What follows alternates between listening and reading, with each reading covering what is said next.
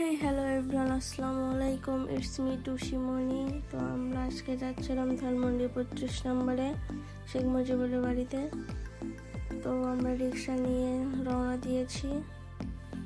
রাস্তার ভিতরে অনেক হাসি ঠাট্টা করতে যাচ্ছিলাম। এটা সাইলট, এটা আমার বোনের কলেজ, এইটা আবহানী মাঠ,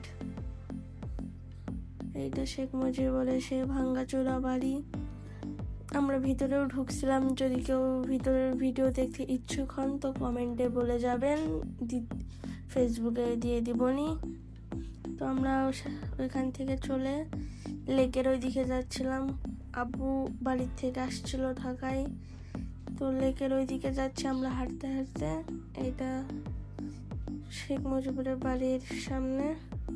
আমি এত ভিডিও করছিলাম দেখে আমার আব্বু আমাকে বলতেছিল যে কেউ এত ভিডিও করে। পরে আমি আব্বুকে বলছি না, এমনি করেছি। পরে টুম্পা আপু ওজন মাপার মেশিনে উঠলো, দেখে 56 কেজি।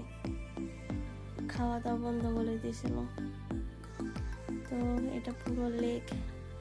তো মজার বিষয় হচ্ছে আমরা এই লেক 32 নম্বর লেক থেকে হাঁটতে হাঁটতে রবীন্দ্র সরোবর পর্যন্ত গিয়েছিলাম। রবীন্দ্র সরোবরে গিয়ে আবার হাঁটতে হাঁটতে 32 নম্বর লেকে আসছি।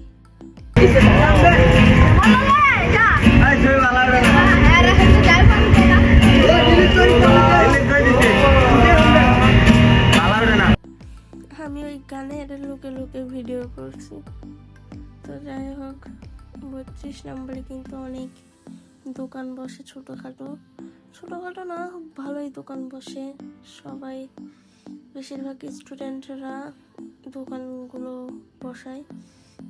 তো আমরা হেঁটে হেঁটে এখন রবীন্দ্র সরোবরের ওইদিকে যাচ্ছি। এটা হচ্ছে লেকের পুকুর পার, পুকুর না কি তা জানি না। এখানে বোটিং করা হয়, এগুলো হচ্ছে বোট। তারপরে আমার চোখে এটা পড়ে, এটার নাম আমার ঠিক মনে হচ্ছে না, কিন্তু অনেক খেলা করছি ছোটতে। কেউ যদি ওটার নাম জেনে থাকেন তো কমেন্টে বলবেন।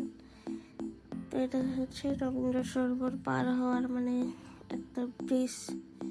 এইটা আমরা এসে গেছি রবীন্দ্র সরোবর। এখানে একটা ইন্টারেস্টিং কাহিনী আছে। বাম পাশে একটা আপু, বিদেশি মনে হয়, তিনি হচ্ছে ফুল বিক্রি করছিল। আর আমরা বাঙালি হয়েও কিছু করতে পারি না। আপুটা অনেক সুন্দর ছিল। ফুলগুলো বিক্রি করছিল হচ্ছে প্লাস্টিকের, মানে হাতে বানানো মনে হচ্ছিল। আর এটা হচ্ছে রবীন্দ্র সরোবর। রবীন্দ্র সরোবর থেকে আমরা এখন চলে যাচ্ছি। ওই যে ওই আপুটার ভিডিও আমি লুকাই বানাইছি।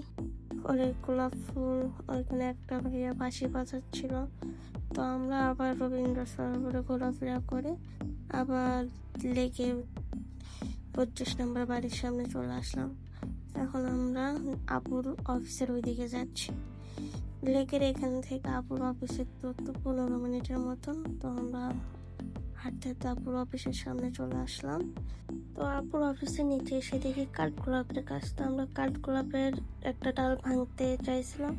তো আপুকে বললাম, আপুর এক ভাই এসে কাঠগোলাপের ডালটা ভেঙে দিল।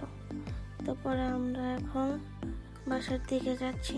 তো প্রতিবারের মতন এবারও বলবো, আমার কথায় যদি কোনো ভুল ত্রুটি থাকে তো ক্ষমা দৃষ্টিতে দেখবেন।